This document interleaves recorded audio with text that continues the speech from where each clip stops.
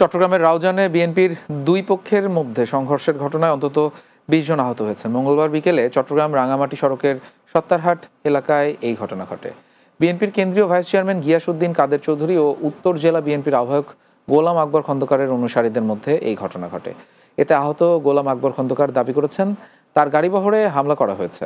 রাউজান থানার ভারপ্রাপ্ত কর্মকর্তা মনিরুল ইসলাম ভূঁইয়া জানান, এক পক্ষ রাউজান উপজেলা বিএনপির সাবেক সভাপতি মহিউদ্দিন আহমেদের কবর জিয়ারত করতে যাচ্ছিল, আরেক পক্ষ শোভাযাত্রায় যাচ্ছিল। পরে সত্তারহাট এলাকায় দুই পক্ষের সংঘর্ষ হয়, পুলিশ গিয়ে পরিস্থিতি নিয়ন্ত্রণে আনে।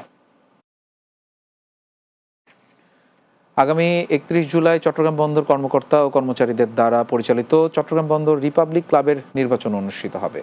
সকালে চট্টগ্রাম নগরীর বন্দর এলাকায় প্যানেল সদস্যদের নিয়ে যুগ্ম সম্পাদক প্রার্থী মনির উদ্দিন প্রচারণা চালায়। এ সময় মনির উদ্দিন জানান, বন্দর রিপাবলিক ক্লাবকে আধুনিকায়ন এবং শিক্ষার্থীদের মেধাবৃত্তি প্রদানের ব্যবস্থা সহ বিভিন্ন ইস্তেহার নিয়ে কাজ করা হবে।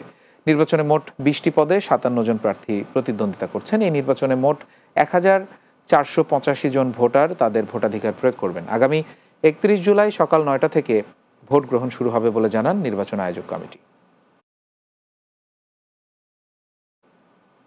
রাতের বাংলায় আরও একটা বিরতি নিচ্ছি, কিছুক্ষণ পরে ফিরছি, আমাদের সঙ্গেই থাকুন।